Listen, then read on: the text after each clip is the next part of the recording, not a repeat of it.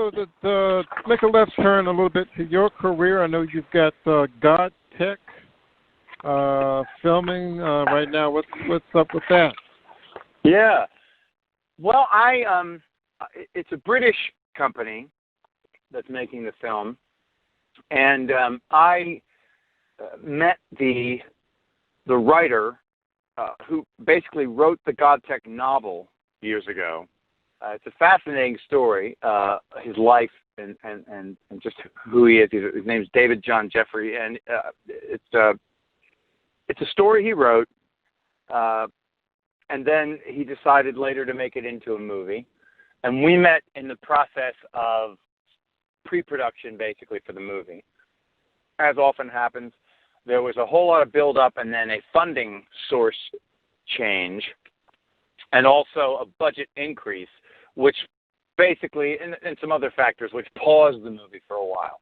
And during the pause, of course, when a project's underway, over time, just timing, some people they can't always, they're there, but then if something changes, they can't be there for the change date or the change schedule. So there were lots of changes. So initially, I was going to be one character, but then later, it changed into me being another character. And the story is about, it's a biblically themed story. David and I are both, Christians. We go to church, and we just feel kind of a calling to have something in our lives that speaks to the larger issues, not just the things of our heart and our flesh, which we have plenty of. So, it's a story about basically what happens in a supposed time of an antichrist that takes over the world, and people are struggling with how they deal with that. But it's a really kind of an intense story, obviously, and multiple layers of subplots. I mean, aside from the religious aspect, it's a really fascinating, thrilling story. Anyway, anybody could like it, even if they had a completely non-belief system. It's still a fascinating and exciting story, but been a process. Wow.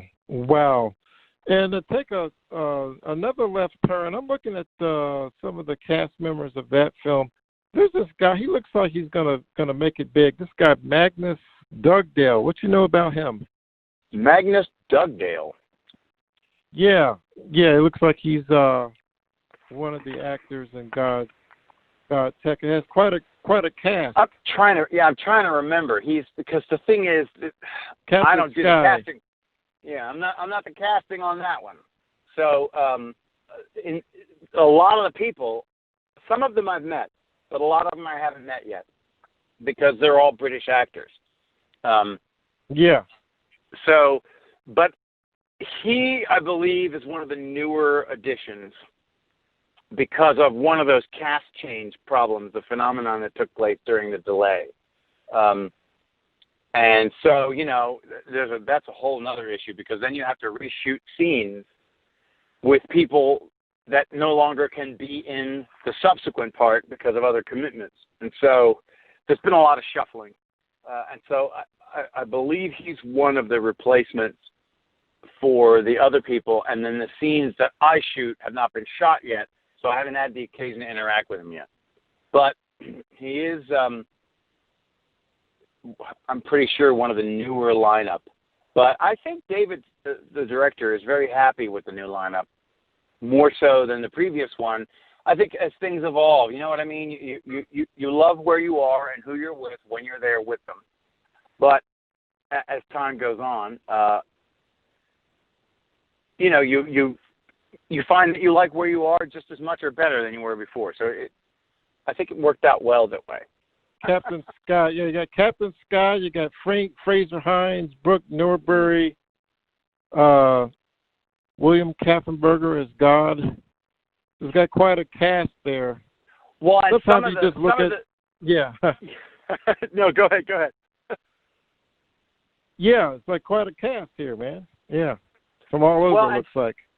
Yeah, well, and some of the things on IMDb haven't been changed yet because all this stuff, the sweeping stuff that just finished being changed just happened.